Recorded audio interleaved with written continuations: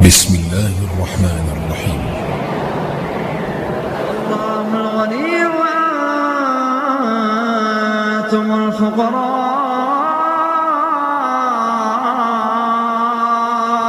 والله الغني وأنتم الفقراء، والله الغني وأنتم الفقراء، وإن تتولوا يستبدل قوما غيركم ثم لا يكونوا أمثالكم. إن الحمد لله تعالى نحمده ونستعين به ونستغفره ونعوذ بالله من شرور أنفسنا وسيئات أعمالنا. من يهده الله تعالى فلا مضل له ومن يضلل فلا هادي له، وأشهد أن لا إله إلا الله وحده لا شريك له، وأشهد أن محمدا عبده ونبيه ورسوله. يا أيها الذين آمنوا اتقوا الله حق تقاته ولا تموتن إلا وأنتم مسلمون. يا أيها الناس اتقوا ربكم الذي خلقكم من نفس واحدة وخلق منها زوجها وبث منهما رجالا كثيرا ونساء، واتقوا الله الذي تساءلون به والأرحام إن الله كان عليكم رقيبا. يا أيها الذين آمنوا اتقوا الله وقولوا قولا سديدا يصلح لكم أعمالكم ويغفر لكم ذنوبكم، ومن يطع الله ورسوله فقد فاز فوزا عظيما. To begin, all praise and glory be to Allah, the Lord of Might. We thank Him, we praise Him, we seek His help and His guidance and His forgiveness for our sins and His protection from the whispers within us that insinuate evil, and the punishments and the consequences in this world and the next that will result of those whispers. For whomever Allah guides, he can never be led astray, and whomever Allah leaves astray, none can guide them. And we testify that none is worthy of our devotion but Allah, our worship but Allah, our dedication, our absolute love, our absolute obedience, our absolute humility, our absolute fear, our absolute longing but Allah subhanahu wa ta'ala, the Supreme King. And that the Prophet Mohammad sallallahu alayhi wa alihi wa sallam was indeed certainly his Prophet and his Messenger. O you have believed, have the taqwa of Allah, remain mindful of Him to the degree that He deserves, as best as you possibly can. And do not die except in a state of complete and total cognizance, dutifulness, obedience to Allah, a state of Islam. To begin, after welcoming my brothers and sisters to the house of Allah Azza wa Jal, it is human nature that when a person is subject to difficulties, subject to problems, subject to disappointments or tragedies, the whole spectrum, in his dunya even in his worldly affairs, even in his day-to-day life, or when a person is subject to accusations against his religion and challenges to his beliefs and objections to his values and his principles, it is human nature that this dark atmosphere, this challenge will begin to settle and have an effect on a person. It wears them down. It is very taxing. And sometimes a person can be able to withstand a huge calamity in their life. But it is the consistent, repetitive, small problems that eat away at him until they break him. At times you can find something as weak as an ant next to another ant, next to a colony of ants, can team up on a lion and destroy him. And this is the same with the believer. This is the same with the human beings. No matter how strong you may be in any given incident, at times you just don't have that long breath. You don't have the ability to persevere throughout the trials of life. And that's where our 10th surah, Surah Yunus, comes in. The scholars mention that Surah Yunus was revealed the 9th, 10th, 11th year from the advent of the Prophet Muhammad sallallahu alayhi wasallam's ministry, meaning in the early years in Mecca. A year or two before, Mecca was no longer a viable option for the believers, and they had to leave. This is when the heat got turned up like never before. The incidents of Al-Ta'if, going out to the city, and they added insult to injury, and they did not just reject his message, they did not just harm him, they sent the children out to stone him and bleed him, alayhi salatu wassalam. And then he comes back into Mecca, and he sallallahu alayhi wasallam is subjected to more and more and more harm, alayhi salatu wassalam. And for 3 years in Mecca, also in those final years, he had to suffer the boycott for years on end. Almost like the refugee camps of today. The Muslims had nowhere to go. They were locked in a ravine, a valley.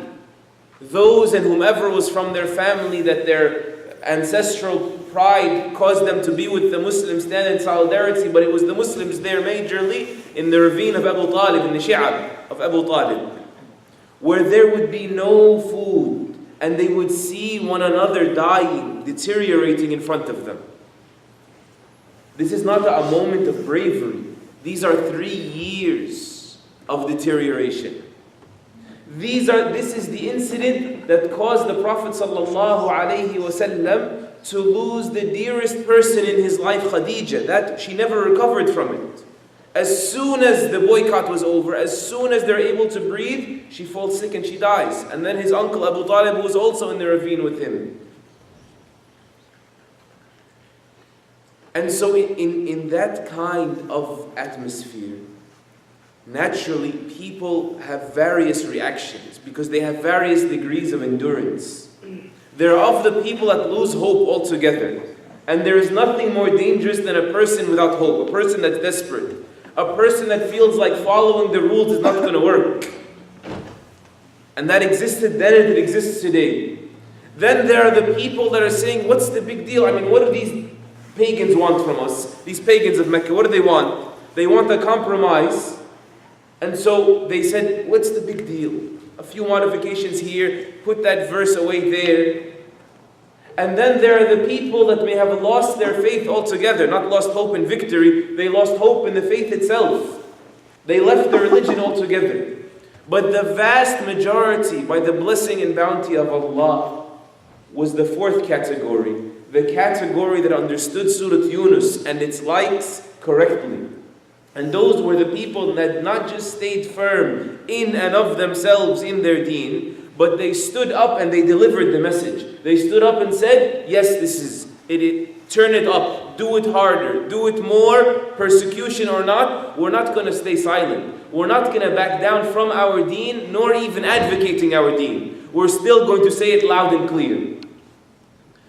So how, now that is the overview, I just wanted you to live the atmosphere of the surah. Most of us would not be able to handle the circumstances. Most of us will have a variety of reactions, the same way we have today, though it was more difficult back then. And so what did Surah Yunus do exactly to be able to refine this? To be able to save the believers and to actually empower them, strengthen them through these incidents.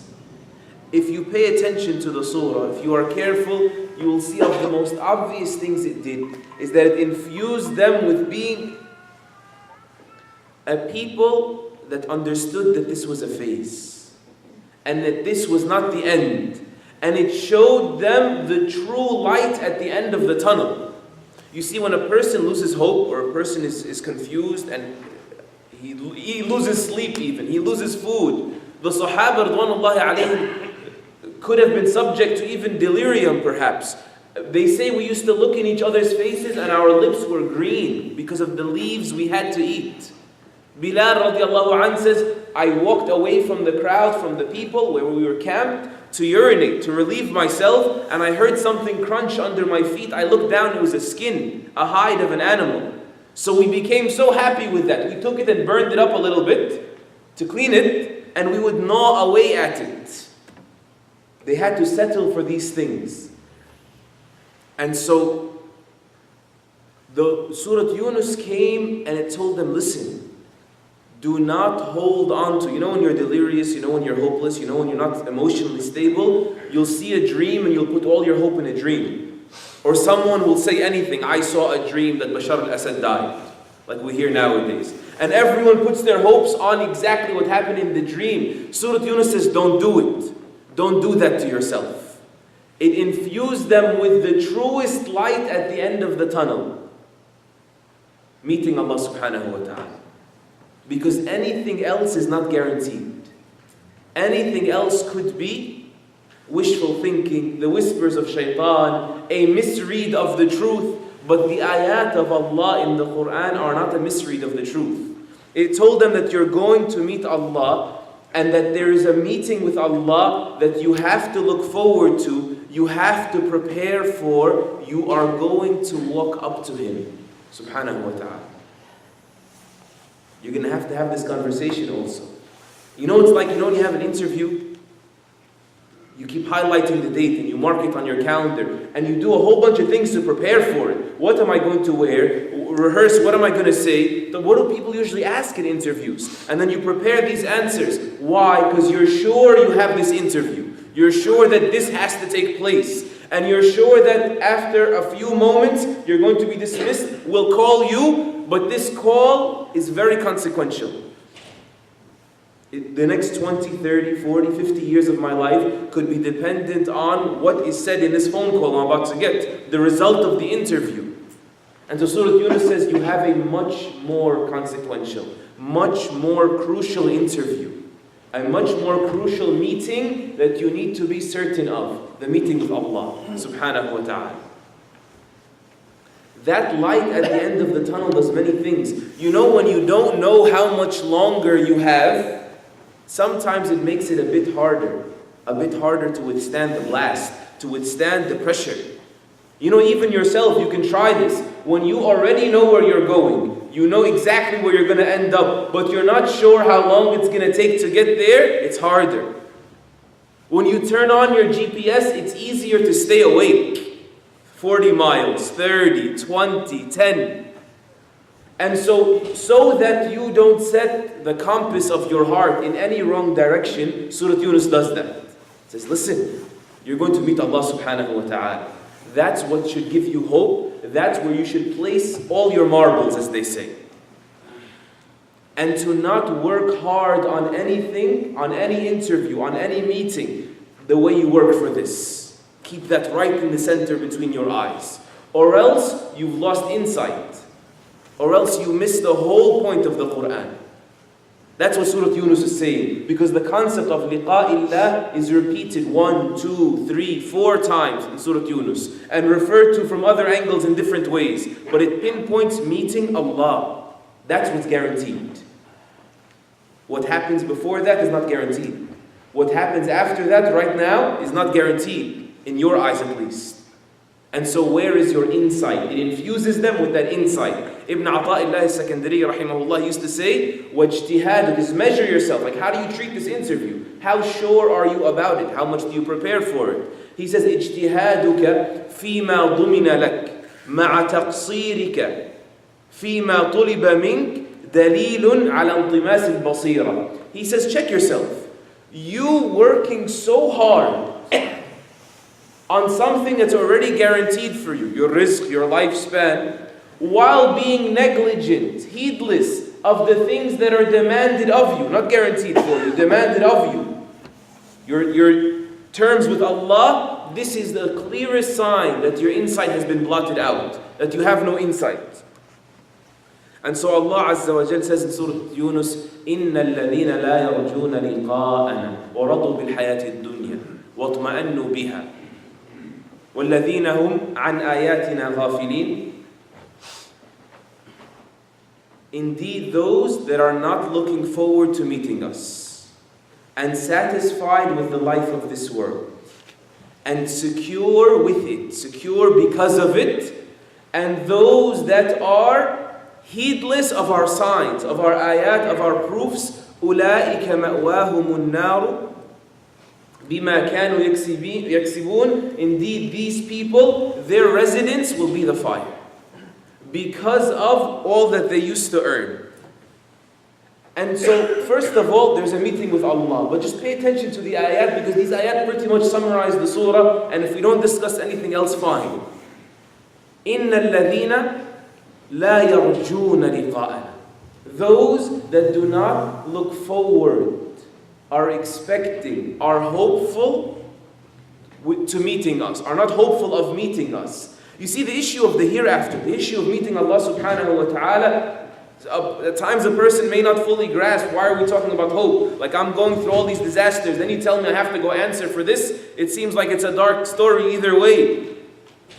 That is something we created. It is not in the Quran.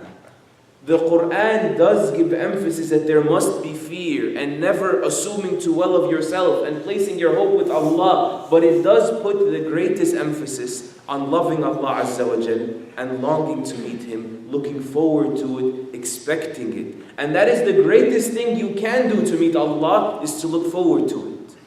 That is the greatest thing. We do lose sight of that many a times. The Prophet ﷺ used to say, وَأَسْأَلُكَ لَذَّةَ النَّظَرِ إِلَى وَجْهِكَ وَالشَّوْقَ إِلَى لِقَائِكَ.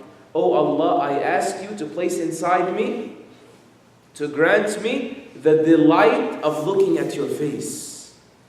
And وَالشَّوْقَ إِلَى لِقَائِكَ, and the longing, the yearning, the earnest, that feeling of impatience towards meeting you. Meeting Allah Tabaraka wa Ta'ala. Meeting Him, speaking to Him, hearing from Him, seeing Him, subhanahu wa ta'ala. وُجُوهُ يَوْمَئِذٍ نَاظِرَةٌ إِلَىٰ رَبِّهَا نَاظِرَةٌ. This should be more than anything else that a person thinks about in the hereafter. Faces, certain faces, not everybody, on that day will be bright, will be glowing. Why? Because they are to their Lord staring. You know, the Prophet sallallahu alayhi wa sallam, حيث شدد بن أوس رضي الله عنه, he says to us that Allah, a person cannot handle seeing Him here. You cannot. He says, حجابه النور لو كشفه لأحرقت سبحات وجهه ما انتهى إليه بصره من خلقه. His veil, the veil of Allah, is light. If He were to remove that veil, meaning for us in this world, the glory of His face, subhanahu wa ta'ala, may Allah grant us the ability to see it. The glory of His face will burn, will incinerate whatever His eyesight or whatever His sight can reach of His creation. Meaning everything that Allah can see would be burned. Meaning everything would burn if He would unveil Himself to us here. You know, and say someone is so beautiful. He is Jameel, He is beautiful, subhanahu wa ta'ala. But you know, someone's so beautiful, he catches your attention. Then someone is, you upgrade a little bit, someone's so beautiful, they're stunning. And then like with people, we use the term like drop dead gorgeous, right? It's so beautiful, you can drop dead from seeing them. It's a form of exaggeration. Allah Azza wa Jal, who only speaks the truth, He says to you, if you were to see me now, you would not die. You would evaporate. You would burn.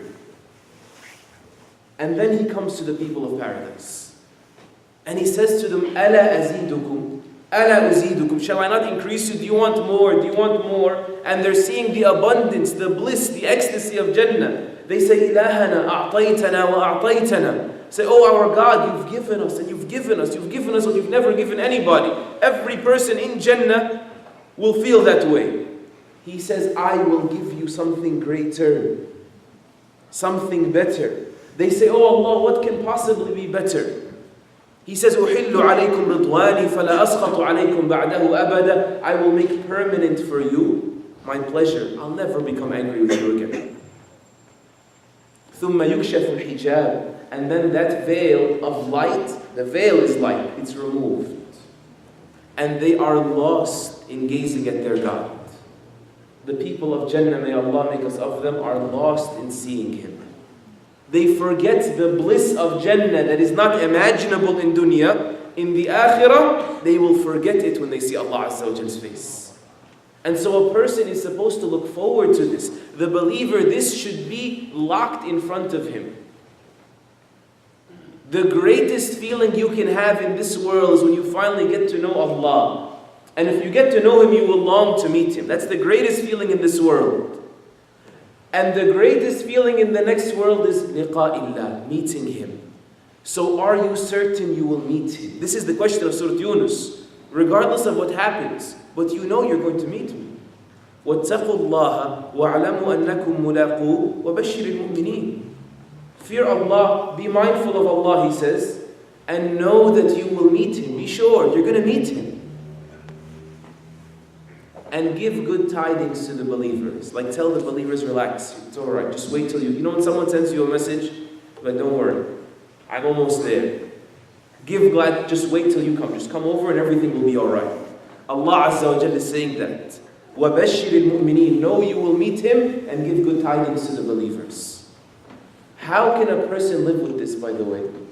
Aisha radiallahu anha heard the Messenger of Allah sallallahu alayhi wa sallam say, مَنْ أَحَبَّ لِقَاءَ اللَّهِ أَحَبَّ اللَّهُ لِقَاءَهُ. Whomever loves to meet Allah, Allah loves to meet them. And whomever hates to meet Allah, كَرِهَ اللَّهُ لِقَاءَهُ. Allah will hate to meet them. She said, "O Messenger of Allah, what does this mean? فَكُلُّنَا نَكْرَهُ الْمَوْتِ." We all hate to die. Like, yes, the only way you're going to meet Allah is to die, but I'm afraid to die. It's half your task, and the other half is with Allah. And we need to understand this. He said to her, "O Aisha, no, it's not death. When the time of death comes, and death befalls, the angels of Allah come down. تَنَزَّلُوا عَلَى الْعَبْدِ. They descend, they arrive in front of the slave, and they tell him, come. You know when someone's telling you he's waiting for you? That's what it's like for the believer. The person who's a believer, that's how you're going to look forward to it. You worked hard here. Allah will make it, you want to see your reward. You're going to someone's house in this dunya and you know this person respects you, loves you. You've done them a favor in the past. You're not going to be like the rest of the guests. You're going to feel extra at home there because you know you have a deposit with this host. And so the angels come and they say, you're a believer, Allah's waiting.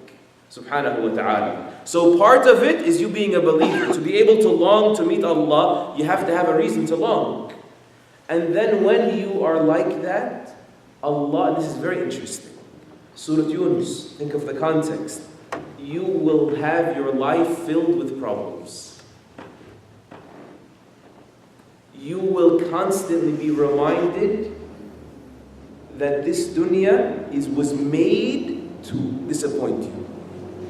And that's why the closer a person gets to Allah, the more difficult his tests. Because every time you go through a test, there's nothing here for me, really. Why should I be satisfied? There's nothing to satisfy me here. There's no reason for me to feel secure here. And the ayah in Surah Yunus says that.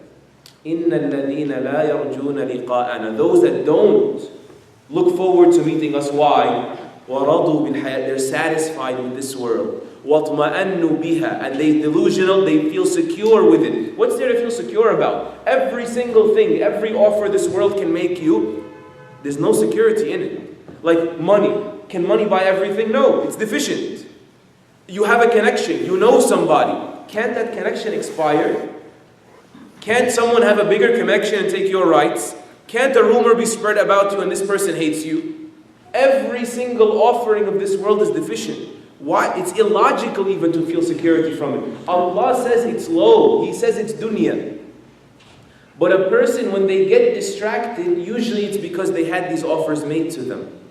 And so they lose sight of the proofs, the ayat. And so it says they don't look forward to our signs. They are accepting, radu. They accept, they're satisfied. They settle for this world. They feel secure with it. And so they become negligent of our signs. They don't see it. But when Allah fills your life with problems, the best thing about that is it teaches you to look forward to meeting Him. The Prophet ﷺ loses all of his children in his life. And this is not a man who is emotionally disconnected. This is a very, very big heart, ﷺ. Very in touch with his emotions. Except for Fatima radiallahu anha. He is told that she will die soon after him. He, ﷺ, goes through everything he goes through. And then look at the sensitivity of his heart now. Anas ibn Malik radiallahu anhu says that when it would rain, the Prophet ﷺ would come out and he would grab his clothes and soak up the rain with his clothes. يتلقاه بثوبه كان يفرح بالمطر ويتلقاه بثوبه ويقول إنه حديث عهد بربه. He would be happy with the rain, and he'd go out catching it with his clothes and say, it is very recently in contact with my Lord. It's fresh, Allah just created it. Everything would remind him then. That's why I told you it's half your job, and then Allah Azza wa Jal, His divine grace takes over, and it helps you along the way. And it helps you along the way. You know, many people, the next ayah says what? Those that don't look forward to meeting us, settle for this world, secure with it, ignore our signs, that's all the result, right? It's locked in together. The next ayah says, أُولَٰئِكَ مَأْوَاهُمُ النَّارِ. These people are going to the fire. Because look, let's just be honest. Many people take dunya lightly, right? You take it, like, what's the big deal? It's just halal and things like this. And many a times when a person is like that, the halal lines get blurry for them. And this verse says that the end of settling for dunya, not loving it. The Prophet ﷺ loved certain aspects of the dunya. But this zuhd, this disconnect, this interest in the dunya, it didn't mean he wanted to be poor. Sallallahu alayhi wasallam. It doesn't mean that you're poor. It means that you're not distractible. That you cannot be, it comes, it comes. Alhamdulillah, Allah loves to see that we appreciate His blessings in our clothes and everything. And it goes, it goes. It's not going to break me. The people that they had such high expectations of it, those are those broken by it. Because it is made to betray you. You know, and let's be frank, we live in a secular society, and much of the world, the dominant color of secularism has polluted, contaminated much of our mindset. And our religion is deen in general, like the other people treat their religions, as if they're the same. We use it as a comfort zone, like you just come for to feel good about your deen and that's it. To make you feel good about yourself. Tell me something.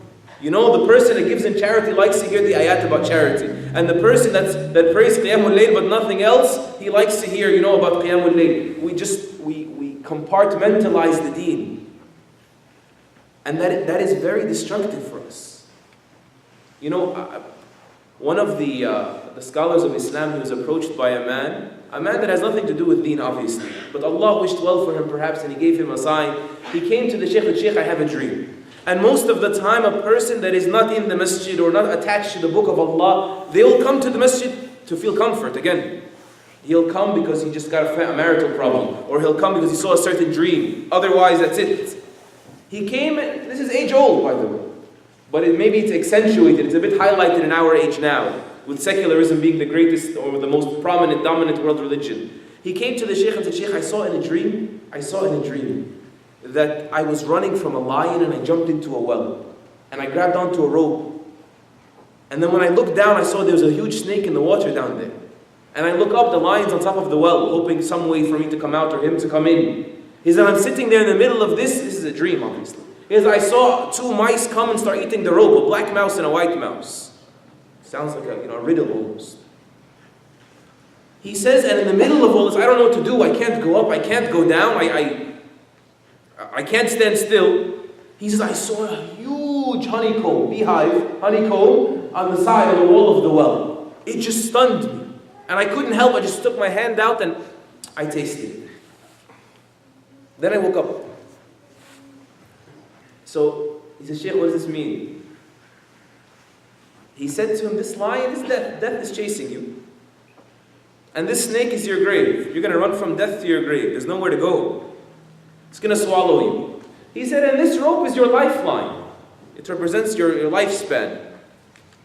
And the black and white mouse are the day and the night. They eat away at your lifeline whether you like it or not. The day hands you off to the night hands you off to the day. There's no pause button. You can't stand still.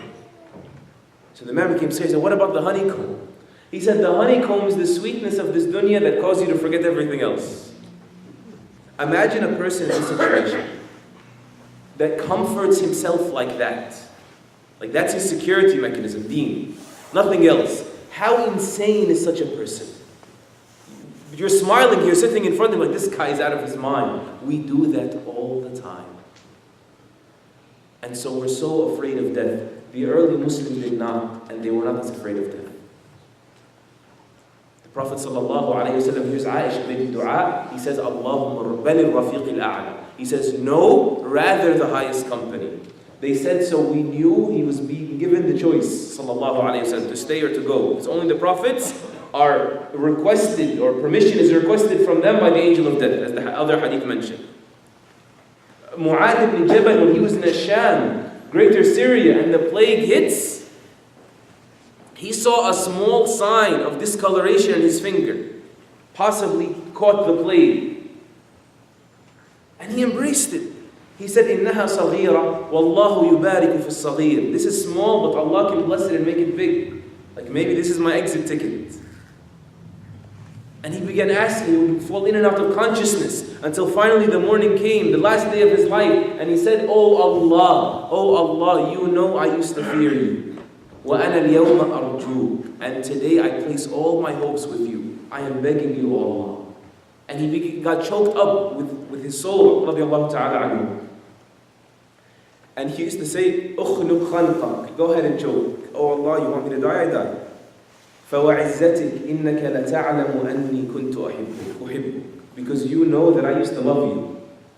One of the early Muslims, Mohammad ibn Sirin, rahimahullah, perhaps, he says, I saw a woman going in the market saying, Wallahi, if death was purchasable, it's not, it's haram to kill yourself, so it's not. If death was purchasable, I would purchase it at any cost. So he said to her, what is with you? Are you so confident in your hisab? Are you so confident in your judgment? You're not afraid? She said, no, I'm not confident in my deeds. She said, but do you think he will punish me when I love him?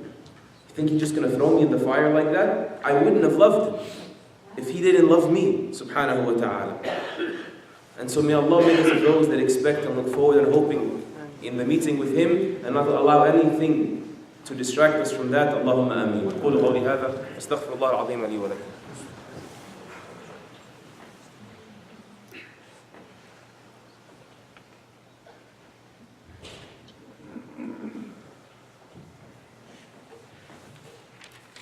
Alhamdulillah wahda, wassalatu wassalamu ala man la nabiyya ba'da. Our Prophet sallallahu alayhi wa sallam would say,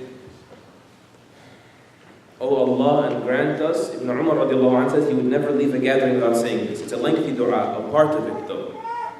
And grant us min al-yaqini ma tuhawwinu bihi alayna masa'ib al-dunya. And grant us that kind of certainty, right? Meaning in meeting, that would shrink for us the catastrophes of our lives. To the degree of your certainty in that meeting, your catastrophes they shrink. He says later on in the dua, and do not make this dunya akbar hammina, the greatest of our concerns, wala mablagha ilmina, nor the extent of our knowledge. It's all we understand. It's just the apparent nature of this world. Do not make us those people. And be honest. You know, Yunus alayhi salam's story is why it's called Surah Yunus. It's in the surah. We're not going to go into it for the sake of time, but there are some beautiful concepts there. Don't let them pass you by. The Muslims are trapped in Shi'ab Abi Talib, and Yunus alayhi salam gets trapped in the belly of the whale.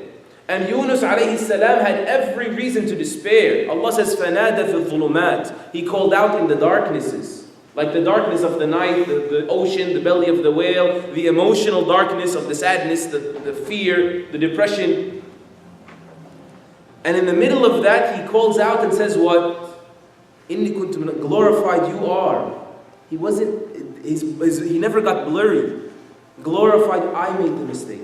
Right? And likewise, the believers, when they're going through things, you have to have that in you. To be frank with yourself. Does dunya concern me that much? Do I have enough yaqeen that I don't get braced too much, that I don't get fazed too much by life's problems? Is the dunya the extent of my knowledge? Evaluate yourself. Say, I'm wrong. Say, I need to get fixed. Wallahi, my brothers and sisters, wallahi, a person, after being exposed to a little bit of the Islamic sciences, realize, subhanAllah, we've been doing it all wrong our whole lives. We've been doing it all wrong. Yani, come tomorrow night, bi'idhnillah. One of the announcements we don't have to make after the salah, at the fiqh of fasting. There are people that have been fasting wrong their entire lives sometimes. There are people that have been praying wrong their entire lives. There are people that if they had it in them to not look at Allah, why is this happening to me? And just look at themselves, they'll realize they were oppressing their wives for 30, 40 years. That they're tyrants inside their homes. Women that don't understand that their contempt against their husband kind of got out of control and became content against the rules of Allah at times. So that's of what we take, of course, from the story of Yunus alayhi salam. But Yunus alayhi salam was a huge deal in light of what was happening to the Prophet ﷺ and Sheikh Abi Talib, and it should be a huge deal for us now as well. Stuck in the middle of the ocean, we don't know where to go. And Allah Azza wa Jal tells you, no matter what you do, in order to make the right decisions throughout this difficulty, make sure you see the light at the end of the tunnel. You know, Surah Yunus, I'll mention just one ayah from it now. فَإِمَّا نُرِيَنَّكَ بَعْضَ الَّذِي نَعِدُهُمْ أَوْ نَتَوَفَّيَنَّكَ فَإِلَيْنَا مَرْجِعُهُمْ. Listen, whether we show you, O Prophet of Allah, O you who I love no one more than, I love you more than anybody, O Muhammad sallallahu alayhi wa sallam, whether we show you during your life what we promised them, the threats we made against these pagans, whether we show it to you or you die first, they're coming back to us anyway. Meaning, stop demanding from Allah that it work on your calendar, that the promises happen. You have to be sure that Allah's promise is true. And that's only by sticking to His signs and looking forward to meeting Him and not setting up expectations like we said in the beginning of the khutbah. But do not demand from Allah when. Be certain that when is not up to you. That is a huge point also. When you think about what's happening, you think of Halab burning right now, Aleppo, Damascus, Burma, all these. If it was up to us, say, oh, it's over in a day. And when it's not over in a day, you get shaken. Be sure that it's not yours to say. Musa alayhi salam is born. He is born. And they're slaughtering babies. He had to wait 30, 40 years for it to end. If it was up to me, I'd say, oh, it's going to be over the day after tomorrow. It can't get any worse than this. فَإِلَيْنَا مَرْجِعُهُمْ. They will come back to us. Keep your eyes on that, so you don't get blurry vision. May Allah grant us insight in His book. May Allah make us of those that live to meet Him. And may Allah Azza wa Jalla not allow us to settle for that which will disappoint us. Allahumma ameen. اللهم اقسم لنا من خشيتك ما تحول به بيننا وبين معصيتك ومن طاعتك ما تبلغنا به جنتك ومن اليقين ما تهون به علينا مصائب الدنيا ومتعنا بأسماعنا وأبصارنا وقوتنا ما أبقيتنا واجعله الوارث منا واجعل ثأرنا على من ظلمنا وانصرنا على من عادانا لا تجعل مصيبتنا في ديننا ولا تجعل الدنيا أكبر همنا ولا مبلغ علمنا ولا تسلط علينا من لا يرحمنا اللهم آت نفوسنا تقواها زكيها أنت خير من زكاها أنت وليها ومولاها علمنا ما ينفعنا وانفعنا بما علمتنا إنك أنت العليم الحكيم إنك أنت علام الغيوب اغفر للمسلمين والمسلمات والمؤمنين والمؤمنات وارحم المستضعفين في مشارق الأرض ومغاربها وصل اللهم وبارك وأنعم على نبينا محمد وعلى آله وصحبه أجمعين والحمد لله رب العالمين.